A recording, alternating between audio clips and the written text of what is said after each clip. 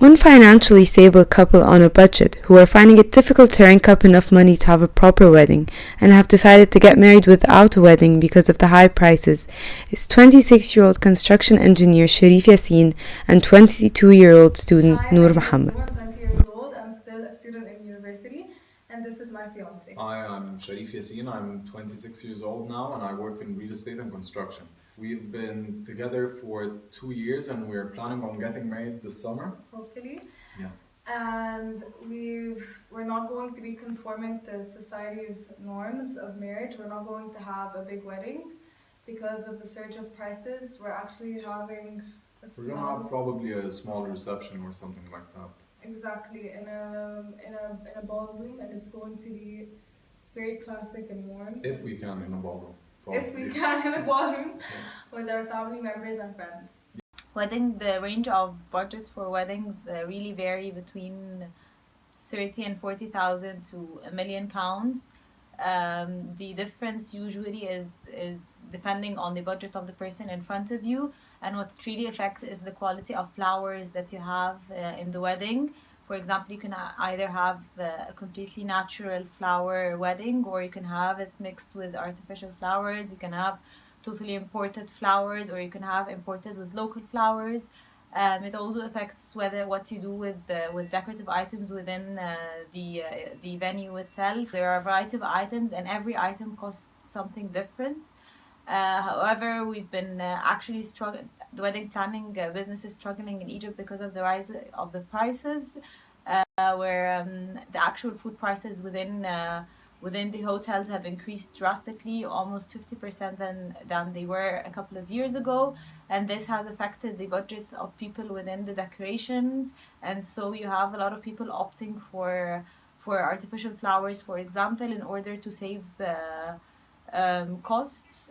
We wanted to have like the classic traditional wedding in a ballroom and just a lot of guests and singers probably and things like that, but because of the increase in the prices lately, because of the surge in the dollar price, I think maybe it might not be possible.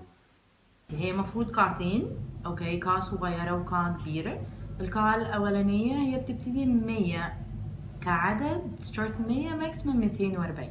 القاعة الكبيرة ستارت من let's say 240 up to 1000 مثلا.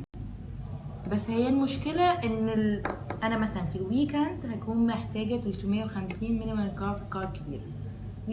ويكند في قاعة صغيرة بكون محتاجة 150. كسعر انا عندي كذا باكج. عندي باكج 100 اوكي دي ب64,500. عندي باكج في الويكند على 140 دي ب87,500. عندي كمان باكج للليك فيو اللي هي القاعة الكبيرة على 220 في الويك داي ديت ب145. We've met with a wedding planner before, and we've met her again after the surge of prices, and the prices have increased. Yeah, they've gone way up. Way up. Yeah. And so we've decided to do it on our own and to try to pull things together, but even though we tried that, the prices were still very high for us.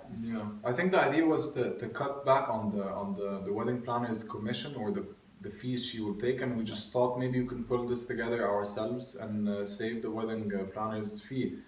But it kind of really didn't matter because the prices were high, even if we tried to pull it together ourselves.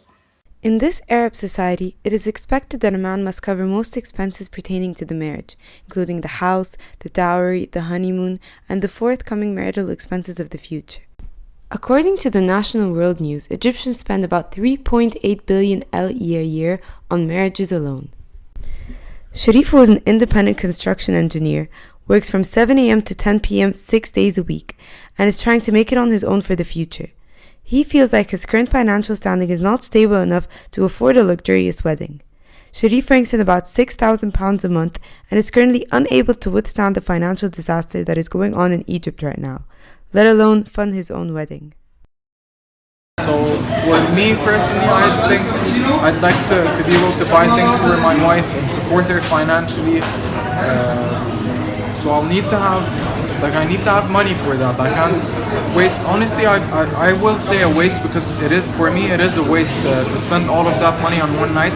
But there's also the social norm. Like, this is my personal preference. I'd like to be able to buy my wife things that she wants and support her.